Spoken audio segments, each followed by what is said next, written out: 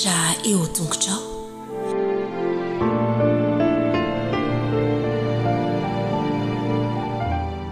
Salama daholo ve ianareo rakizy? Maniry mandrakariva mba hananantsika fahasalamana ao amin'i Jesosy. Eny ary amin'ity sabata ity dia hiaraka ameriny eto indray ny lohahevitra farany amin'ity 3 volana ity isika dia ny lohahevitra 17 izay manao hoe miakatra ary tsy hita intsony. Miakatra ary tsy hita intsony. Ao anatin'izany lohahevitra izany dia ny andalan-teny izay nataontsika tsianjery dia amin'ny Romanina 9:7-20 manao hoe fa fahafatesana ny tambiny ota ary fiainana mandrakizay ny fanomezam-pahasoavana avy amin'Andriamanitra ao amin'ny Kristy Jesosy tompontsika. Andao averintsika somary lavalava kely. Fa fahafatesana ny tambiny ota ary fiainana mandrakizay no fanomezam-pahasoavana avy amin'Andriamanitra ao amin'i Jesosy Kristy tompontsika. Romanina 9:7-20. Mahafinaritra rakizy ny famaranana ny lohahevitrintsika satria dia mampianatra antsika hanana fanantenana fa misy fiainana mandrakizay izay omanin'i Jesosy ho an'ny ankizy kely rehetra ary tsy ny ankizy kely ihany moa fa ho an'ireo rehetra izay ao amin'i Jesosy. Ka dia andao ange ho arahantsika amin'ny mpitiavana indray ny tantara.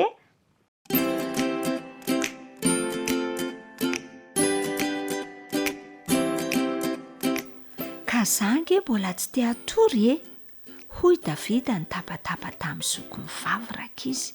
Aza medaladala ianao ry Davida, hoy Marta namaly azy. Fantatrao tsara fa mila miala sasatra isika, ilaintsika foana izany ao amin'ity fiainana ity. Saingy rehefa tonga any an-danitra isika dia ho afaka kosa nefa izany. Tsy mila miala sasatra toy izao intsony isika. Ahoana no ahafantaranao izany? Hoy ange Davida nanontany ny sokiny. Andeo tantaraiko anao ny zavatra izay novakiko tao amin'ny Baiboly mikasika ny Elia sy Elisa ary Davida. Rehefa izany dia ho azonao ihany koa. Nanomana zavatra mahafinaritra ho an'ny Elia tokoa rakizy Andriamanitra. Tian'Andriamanitra ampiakarina ny an-danitra avy hatrany mantsy izy fa tsy avelany andalo fahafatesana. Izany dia voninahitra manokana tsy nomen'Andriamanitra afa-tsy ho an'ny olona iray hafa ihany dia Enoka. Mpanampy an'i Elia, Elisa. Fantatra Elisa fa afaka fotoana fohy ange dia hanajanona ny asany ny mpaminany Elia ary ho anjaran'ny Elisa ny hanohy izany. Maro tamin'ireo mpaminany niara-ny asa tamin'izy ireo no nahafantatra ihany koa fa handao azy ireo afaka fotoana fohy Elia. Ny feo malefak'Andriamanitra mantsy no nanambara izany tamin'izy ireo. Indray andro dia nentin'ny Elia nitsidika farany ireo sekoly mpaminan'Andriamanitra Elisa. Hoy ny mpaminany tao amin'izany sekoly izany nanatona ny Elisa. Fantatrao ve fa halain'Andriamanitra an'io Elia? Fantatro. Hoy ange Elisa namaly, saingy tsy te hiresaka momba izany aho. Nampalahelo fatratra ny Elisa mantsy rakizy ny fieritreretana ny fandehanan'ny mpaminany Elia. Mety ho somary natahotra kely ihany koa izy satria voatery tsy maintsy hisy olo-toerana ny Elia teo amin'ny asa izay nataony. Fantatra Elia ihany koa fa handao an'i Elisa izy afaka fotoana fohy. Noho izany dia nitsapa ilay mpanampy azy izy tany amin'ireo sekoly tsirairay izay notsidin'izy ireo. Dia hoy ange Elia tamin'ny Elisa, mijanona eto, izaho mbola mila manohy ny dia. Saingy nikiriny hanohy hiaraka tamin'ny hatrany ange Elisa, tsy te handao an'i Elia mihitsy izy. Naniry niaraka tamin'ny mandra-pahatonga n'ilay fotoana farany mantsy izy. Raha velona koa Jehovah ary raha velona koa ianao dia tsy handao anao aho. Hoy ange Elisa tamin'ny Elia. Noho izany dia nanohy ny diany izy roa. Vetivety foana dia tonga teo amin'ny on'ny Jordana izy ireo. Nesoriny Elia ny kapotiny, naoriny ary dia nokapohiny tamin'izany ny rano. Nisaraka ny rano ary niampita tany amin'ny tany maina izy roa lahy. Rehefa tonga teo ampita dia tonga ny fotoana hifanaovana veloma. Angatao izay hataoko ho anao dia ny tsy mbola misaraka aminao aho. Hoy angely nanontany any Elisy afaka mangataka zavatra marobe Elisy, afaka mangataka vola izy, afaka mangataka laza, kanefa tsy izany nataony fa nangataka fitahiana manokana izy.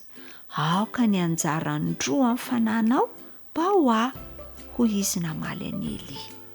Fantany fa ny hany fomba ahafahany manohy ny asany Eli dia ny fanampiana avy amin'Andriamanitra. Raha hitanao aho rehefa ampiakarina hiala eto aminao dia ho azonao izany, raha tsy izany dia tsy ho azonao, hoy ange Eli ary dia nanohy ny diny izy ireo. Rehefa izany tapitapoka teo dia nisy kalesy afo sy soavaly afo niseho ary nampisaraka azy roa lahy. Nisy tafio-drivotra nitondra ny Eli niakatra tany an-danitra. Ny antsoantso azy Elisa, rikakio, ny kalesy sy ny soavaly afo ny Israely. Saingy efa lasa Eli. Nandrovotra ny fitafiana Elisa mba hanehoany alahelo noho ny fandehan'ilay mpampianatra azy sy namany. Avy eo dia hitany Elisa teo amin'ny tany, teo amin'ny toerana izay nilatsahany ilay kapoty. Noraisiny izany ary niverina teo amin'ny on'ny Jordana izy. Naoriny ilay kapoty ary nokapohiny tamin'izany ny rano. Toy izay nataony Eli, nisaraka indray ny rano ary dia nipita tamin'ny tany maina ange Elisa. Tena nomen'Andriamanitra ny Elisa tokoa ny fanomezana izay nangatahiny dia ny fanahy masina. Te hanome fanomezana tsara ho antsika tokoa rak'iz'Andriamanitra. Ny fanomezany tsara indrindra dia ny fanomezana nomeny any Eli, ny fiainana mandrakizay doria. Ary tahaka ny Elisa dia tokony hangataka ny fanomezana isika, tokony hampifantoka ny fijerintsika eo amin'Andriamanitra isika, toy ny nampifatohan'ny Elisa ny fijeriny teo amin'ny Eli. Ary tokony ino isika fa voavaly ny vavaka ataontsika ary ianao zavatra ampinoana. Tokony ino isika toy ny nataony Elisa tamin'izy nikapoka ny on'ny Jordana tamin'ny kapotin'ny Eli. Ny fahasoavan'Andriamanitra tokoa rakizy no fanomezam-pitahiana mandrakariva izay natolony ho antsika.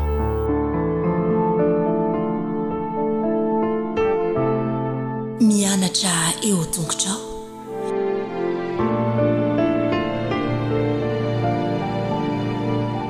Valy miarabantsika mpiara-mianatra ny lesona sekoly sabata indray amin'ity sabata maraina ity, manonona mandrakariva ny fahasoavan'ny tompo sy ny fiadanany mba haninika ny fo mampanahintsika ka ny sabata izay ominy antsika dia mba ho sabata fitsaharana tokoa ary ho sabata feno fitahiana sy fanamasinana ho antsika tsirairay avy. Andeha hiaraka hivavaka isika raha hanomboka izao fiarahantsika mianatra ny lesona sekoly sabata izao. Andriamanitra rainay any an-danitra misaotra anao indray izahay. Rehefa nitantalinao sy novominao natrina izay nemana izay ka nomenao ity sabata fitsaharana ity, hiaraka andinika ny teninao koa angataka aminao izahay Tompo, mamela ny helokay ary mamondrafo aminay. Ankehitriny ary mangataka ihany koa izahay ny firotsan'ny fanenao masina mba anazavanay, hitaridalanay, hampianatra ny mihitsy aza ny teninao. Tomoe ramponay dia mitahiry reto mpiaino mpiara-mianatra amiko reto na iza misy azy ireo. Amin'anaran'i Kristy nangatana ny vavaka. Amen. Lesona fahatelo ambin'ny folo, mamarana ny telo volana farana isika androany, izay nampitondray ny lohateny hoe ireo sary maneho ny farany. Ny andinina tao tadina moa dia izay voasoratra amin'ny bokon'ny Janatoko voalohany ka ny andininy vasivy izay manao hoe dia hoy izy tamin'ireo Hebreo ary Jehovah Andriamanitry ny lanitra no ivavahako, dia izay nanao ny ranomasina sy ny tany maina. Re mpiara-mianatra namana isany nahita zavatra maro isika nandritran'izay telo volana izay, ary tokoa nefa aloha dia tiako sady mba hanentana anao mba hiomana sady indray ny amin'ny taridalana lesontsika ny amin'ny telo volana vaovao, afaka manatona ny amin'ny imprimerie adventiste isika ary ireo dépositaire maro samihafa ihany koa afahantsika mandray an'izany satria hianatra indray ny bokin'ny Exodosy isika amin'ny telo volana manaraka io. Tamin'ity herinandro ity isika dia nijerentsika ny tantara farana izay hanampy antsika mahatakatra ny zavatra hitranga amin'izao andro farany izao. Ny tantaran'ny Jona, tantaran'ny Ninive zany ny voalohany, hojerentsika anaty zany sary zany. Hojerentsika ihany keo ny tantaran'ny Belsazara zay tany Babilôna, zay niafara tamin'ny fiafarana tampoka. Ary ny farany dia jerevantsika ny mpamonjy zay hamonjy antsika. Ny voalohany dia ny tantaran'ny Jona. Raha vao miresaka ny tantaran'ny Jona isika dia tonga ao an-tsaina avy hatrany ilay iraka nampanaovina azy hitory anambara ny mponina tao Ninive fa horavaina izany tanàna izany. Saingy fantatsika tsara fa nalainany amin'izany ny mpaminany Jona. Marina fa fohy de fohy ny tantaran'ny Jona raha baiboly ny jerena, kanefa dia misy fetraikany be dia be eo amin'ny tantara izany tantaranyity mpaminany malaina hamita iraka izany. Tonga tamin'ny Jona ny antso ao amin'ny bokin'ny Jona toko voalohany ka 1:2 manao hoe mitsangana makanesa Ninive, ilay tanàna lehibe, ary mintsoany ny amin'ny amelezana azy, fa tafakatra eto anatrehiko ny faharatsiana. Zany no iraka nampanaovina ny Jona. Tafakatra eto anatrehiko Jehovah ny faharatsiana. Zany tanànany Ninive zany tokoa mantsy dia tanàna anankiray feno herisetra, satria ny fanjakana persiana moa no nanjaka tamin'izany fotoana zany, mpanjaka asiriana. Feno herisetra, feno abibina, ary ny sariny amin'ny manaingo ny rindriny tanàna aza dia toe-javatra ahitana zany abibina izany, ary novolona tamin'ny fomba feno herisetra reo olona azony babo tamin'izay fotoana zay, ka dia nalaina Jona hanambara izany hafatra izany. Re mpiara-midinika namana, tamin'ny lesona rahantsika nianatra nefa dia nampitoviany Jesosy, nampitainy Jesosy mihitsy aza ny tantaran'ny Jona ny amin'ny mombany amin'ny Jesosy. Fantatsika tsara fa Jona nalaina anatanteraka ny iraka, fa Jesosy kosa nanaiky ny iraka nampanaovina azy. Ho tonga dia zao tontolo zao ity, na dia atao hoe ho fijaliana aza ny atongavana, satria ny antony dia zao: hitady sy hamonjy antsika Kristy. Nandritra ny 3 andro dia nijanona tao kibon'ny hazan-drano noho ny fahotany Jona. Fantatsika tsara fa rehefa tonga tamin'ny havatra dia nandositra, naka anaty sambo izy, ary nefa rany tany anaty ranomasina tany akibon'ny hazan-drano. Nijanona nandritra ny 3 andro tao kibon'ny hazan-drano Jona noho ny fahotany. Fa Jesosy kosa nijanona atelon'andro atao am-pasana, tsy noho ny fahotany fa noho ny fahotantsika, satria ny hamonjy antsika amin'ny tadiaviny. Ilay mpamonjy malaina Jona zany taty aoriana, indro fa nanatanteraka ihany izy. Rehefa nitranga ny toe-jahatra nampatahotra teny ambony rano teny izy voasany teny manao hoe: Hebreo aho, ary Jehovah Andriamanitra ny lanitra no ivavahako. Zany hoe azo lazaina fa toana nitory ny momba an'Andriamanitra tao anatin'ity sambo ity ny mpaminany Jona. Zany toe-javatra zany dia mampatsiahy antsika ny hafatra farany zay tsy maintsy hoentin'ny vahoakan'Andriamanitra amin'izao andro farany izao, amin'ny Apokalipsy 4:10, ka hitaonan'ny olona manao hoe matahorana ka ome voninahitra izy, antso hitsonany tsirairay avy hikohaka indray amin'ilay mpanao ny lanitra sy ny tany. Ary zany hafatra nampitondraina ny mpaminany Jona zany ihany koa dia mitovy an'ilay hafatra amin'ny Apokalipsy 4:10 manao hoe: miala aminy ianareo rioka mba tsy ombona anareo ho taminy. Hafatra anankiray izay tsy mambahoaka, kanefa dia nampiandraiketina antsika nitory ny olona fa ho avy ny farany izao tontolo izao. Ny zavatra nitranga dia indro fa nandeha ihany Jona. Manana hafatra manokana ho an'ny vahoakan'ny Ninive Jona. Manana hafatra manokana ho an'izao taranaka zao ihany koa ny vahoakan'Andriamanitra. Dia nandeha ary Jona zao no voalaza eo amin'ny 1:4. Jona toko 2 ka ny 1:3 zao no voalaza le teny. Jona toko 3 azafady ka ny 1:4. Ary Jona ny atomboka nandeha tao an-tanàna lalany indray andro ka nitory hoe: rafaka 9 andro dia horavana Ninive. Nomboka nitory ilay mpaminan'Andriamanitra ary voalaza fa tanàna iray manontolo no resy lahatra ka dia nibebaka ary miala tamin'ny faratsy tamin'izay fotoana izay dia nankalazaina sy ny miamboninahitra Andriamanitra tamin'ny zavatra rehetra ary dia zavatra nitranga tsy nahatanteraka ilay fandravana Andriamanitra. Ny Andriamanitritsika dia Andriamanitra mpaminitra fo. Andriamanitra tia antsika ary zay ny hafatra tsy maintsy tazaina am'izao taranaka izao. Miala aminy ianareo rioliko mba tsy ombona anareo taminy ary mba tsy hisy azo anareo ny loza manjo azy. Ry mpiara-mianatra namana isany ny sary voalohany dia ny sarin'ny Ninive zay ahitana ny vahoakan'Andriamanitra mitory afatra am'izao taranaka misy antsika izao. Petraka amin'ny fanontaniana hoe mbola malaina ve ianao sa mazoto kanefa ny afatra tsy maintsy toriana. Misy ny olona anapa-kevitra hiala ao Babilôna ka hiverina iankohaka amin'ilay Andriamanitra tena izy, Andriamanitra nanao ny lanitra sy ny tany, kanefa misy kosa nefa ny olona ikiry biby tsy hijanona am'izay fotoana izay. Ary ny zavatra hitranga dia izao hovonjen'Andriamanitra ireo izay mitoraka eo am-pilatanana. Ny sary faharoa dia ny sary nitranga tao Babilôna indray dia ny tantarany Belisazara. Fantatsika tsara fa i Belisazara no nandimby any Nebokadinezara mpanjaka tamin'izany fotoana izany. Fantatsika tsara moa ny farany mpanjaka Nebokadinezara fa raha mpanjaka anankiray izay nanaiky an'Andriamanitra ny lanitra mba ho tompo sy mpamonjy azy, maty tamin'ny finoana Nebokadinezara. Na dia mpanjaka anankiray nanana ny avonavona sy ny abopony sy ny firehariany azy dia ny fiafaran'ny fiainany dia nanompo an'Andriamanitra izy.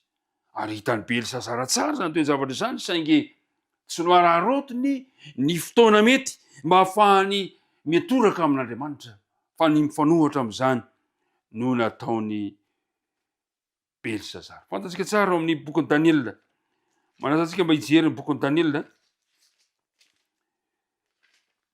Daniela toko 5 ao no ahitantsika ny tantara. Andininy voalohany, Belisazara mpanjaka no fanasana lehibe eo an'ny mpanolotsainy arivolahy ary teo anatrehany no nisotrony divay. No efa nisotro divay Belisazara dia nasainy nalaina ny fanaka volamena sy ny volafotsy izay nalainy Nebokadinezara rainy avy tao amin'ny tempolo tany Jerosalema dia nisotrony ny mpanjaka sy ny mpanolotsainy sy ny vadiny mba amin'ny vady sy ny ranony.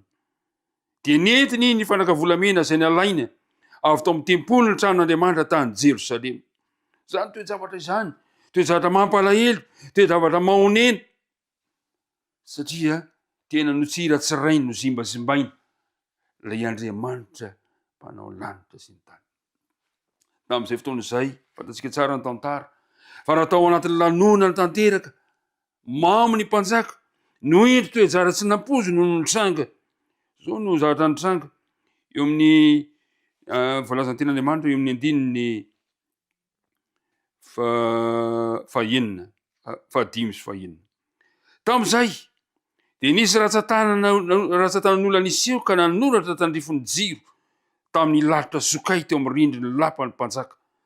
Ary ny mpanjaka nahita ilay ratsan-tanana nanoratra dia nivaloarika ny tarehin'ny mpanjaka ary naharaiky tahotra azy ny eritreriny ka dia nivahavany valahany sady niady noho ny lohaliny. Ry mpiara-mianatra namana isa, indro nisy tanana nanoratra teo amin'ny rindrina. Io tanana nanoratra io ihany no tanana nanoratra teo amin'ny tendrombohitra Sinay raha nanome ny didin'Andriamanitra Andriamanitra. Io le ratsan-tanan'Andriamanitra nanoratra. Andriamanitra no mifeny toe-javatra rehetra ary dia taitra Belisazara na dia atao anatin'ny amamony azy, natahotra azy zany ka nitady ny hevitra izy mba hahafahany mamantatra izao toe-zavatra misy izao. No mahafinaritra amin'ny andininy 1:10 amin'ny Daniela toko 5, toko 5:10 andininy 1:10.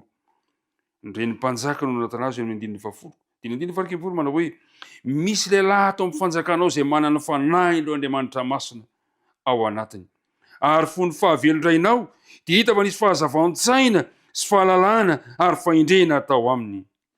Mahafinaritra ny fahitana fa na dia atao hoe fa nisotro ronono aza Daniel efa zoky olona dia nisy nafantatra ny momba azy ary Daniel dia mbola nijoro mandraka na dia efa zoky olona azy. Ry mpiara-mianatra namana isany mila mijoro mandraka riva fantatry ny olona misy mahalala misy mahafantatra ny fijoronao naiza misy anao. Amin'ny andininy fa 4:10 dia zao no voalazany efa reko ny aminao ny mpanjaka io no miteny Daniel fa ianao manana fanaindro Andriamanitra sady manana misy fahazavantsaina sy fahalalana ary fahendrena tsara hita ao aminao. Ny sary anankiray hita amin'izao andro farany izao dia misy olona mahafantatra fa ny vahoakan'Andriamanitra dia manana ny fanahin'Andriamanitra. Mahafinaritra ny mahita an'izany ary indro fa nila vonjy tamin'ny Daniel ny mpanjaka ary tamin'izay fotoana izay no nararotiny Daniel mampatsiahy fa ianao ry mpanjaka nanana fotoana no azonao nararotina nahita tantaran'ny Nebokadnesara rainao fa saingy tsy nanao an'izany ianao. Zao no voalaza eo amin'ny 2:20 ary ianao ry Belisazara zanany dia tsy manampihetry ny fonao na dia fantatrao aza izany rehetrarehetra izany fa niavinavina tamin'ny tompony lanitra ianao ary nifanaky ny tranon'Andriamanitra dia nentinao teo anatrehanao. Ry mpiara-mianatra namana isany nararotiny Daniel teto fa azonao natao ny nararotra ry mpanjaka saingy tsy nanao an'izany ianao fa niavinavina ny fonao fa Andriamanitra zay mitana ny ainao sady tompony ny alianao rehetra dia tsy mba nankalazainao. Tena nanimbazimba an'Andriamanitra Belisazara ny fiafarany dia zao no zavatra niseho ary noho izany dia izy no niavian'ilay ratsan-tanana ka voasoratra ireo teny ireo ary ny tenin'ny voasoratra dia izao mene tekelo paresina izany hoe ny heviny dia izao mene voaisa an'Andriamanitra ny fanjakanao ka taperiny amin'izao. Tekela voalanja tamin'izany ianao ka indro fa latsa-danja paresa zarazaraina ny fanjakanao ka omena ny Mediana sy ny Persiana. Ry mpiara-mianatra namana isany Andriamanitra no mifehy ny tantara. Andriamanitra no mifehy ny tantara. Nalala ny fahamarinana Belisazara saingy nolaviny izany ka indro ankehitriny tonga aminy ilay teny. Nanana fahiratan-tsaina ampy alalan'ny fahamarinana izy saingy ny fony ny olana ankehitriny. Amin'izao fotoana izao izany no sary hita amin'izao andro farany izao. Betsaka ny olona no malala ny fahamarinana fa mandà tsy hanaraka ny fahamarinana. Tsy haiko, tsy fantatro manahoana ny amiko, manahoana ny amintsika. Ary tamin'izay fotoana izay indrindra no nitranga ilay fiafarana tampoka. Ary izay no nolazan'i Jesosy ny mpianatra, nampitandreman'i Jesosy ny mpianatra manao hoe koa amin'izany miambena ianareo fa tsy fantatrareo izay andro evin'ny tomponareo. Nefa ko fantatrareo izao raha fantatry ny tompontrano ny fimenana amin'ny alina izay vian'ny mpangalatra dia ny ambiny izy ka tsy namela ny tranony ho tamina. Fa inona ny zavatra nitranga raha mbola tao anatin'izany lanonana izany Belisazara dia indro nisy nandrava ny tanàna. Fantatsika tsara fa nisy nampantanjaka ny Babiloniana ny korianan'ny ony Eufrata tao ambanin'ny manda izay manondraka ny tanàna tsy tapaka isan'andro san'andro kanefa io toepoka io ihany koa no nampalemy azy satria ny mpanjaka Kirosy no nahita hevitra nidirana avy ao amin'izany tanàna izany ka noritiny ny on'ny Eufrata ary rehefa hita fa teny Manasape ny rano dia afaka ny miaramila niditra dia niditra tao amin'izany tanàna izany ny miaramila ny Kirosy ary voalaza fa tamin'io alina io zao no voalazan'ny ten'Andriamanitra amin'ny 2:30 amin'ny Daniela 10. Ary tamin'io alina io ihany dia novonoana Belisazara mpanjaka ny Kaldiana. Fiafarana tampoka. Zany koa ny zavatra hitranga amin'izao andro farany izao ny on'ny Eufrata dia maneho ny tandindony izay voalaza amin'ny Apokalipsy 4:9-10. Manomboka amin'ny 12:20-7:20 ny faharitahan'ny on'ny Eufrata le loza fahaenina hitranga amin'ny andro farany maneho ny fiafarana tampoka eto amin'ity zao tontolo izao ity. Ry mpiara-mianatra namana isany tsy fahalalan'izao tontolo izao zavatra nambaran'Andriamanitra mialoha no ampikazy fa ny nisy afodianany tsy ino ny zavatra nambaran'Andriamanitra fa hitranga. Ozy Jesosy hoe sambatra izay miambina. Ry mpiara-mianatra namana isany aoko tsika ho vonina mandrakariva iambina ary ny fizarana farany resantsika dia ikirosy ilay voaositra. Ry mpiara-mianatra namana isany tapitra ny fotoana fahababan'ny voakan'Andriamanitra rehefa namely ny tanàna Babilôna Kirosy ary navelan'ireo Persiana niverina amin'ny tanana mpanantenana izy ireo mba hanorina indray ny tempoly. Ho avy ny fiafaran'ny fahababona ry mpiara-mianatra namana isany.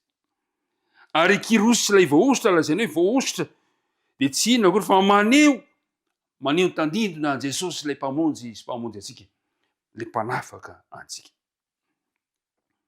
Naneho mialohan'ny zavatra hitranga amin'ny fiverenan'i Kristy ho amin'ny fiangonan'i Kirosy.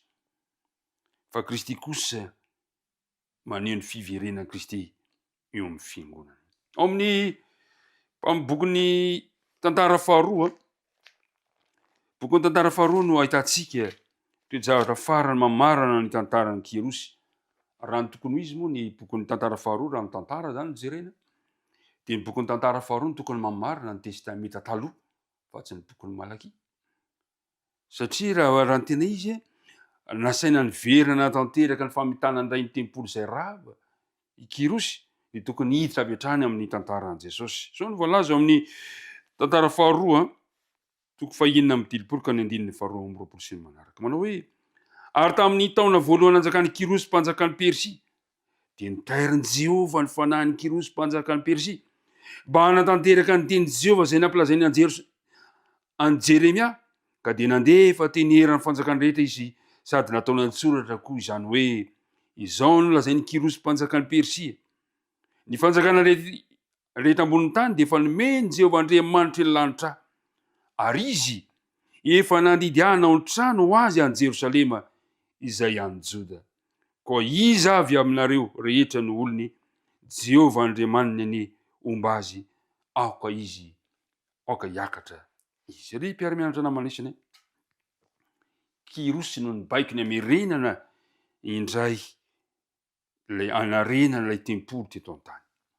Fa Jesosy kosa no nanomboka niasa fanompoana teo amin'ny fitoerana masina any an-danitra izay hiafara amin'ny fiverenany sy ny fanafahana antsika. Ry mpiara-mianatra namana, nanatombontsoa sika nandritra ny telo volana nandinika ny faminaniana.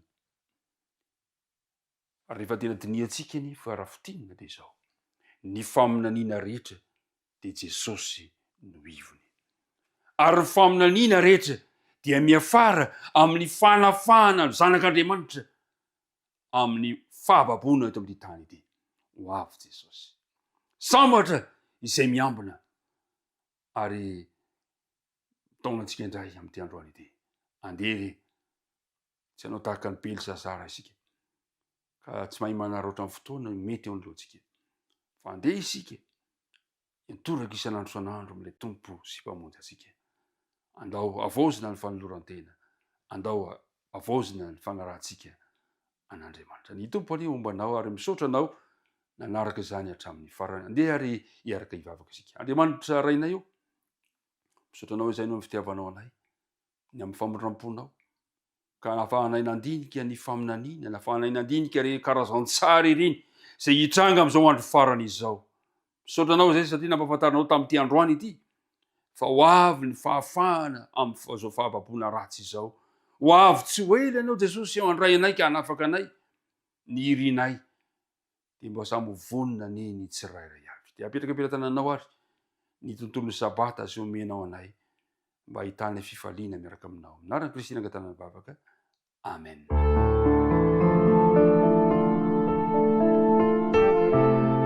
Mianatra eo tongotrao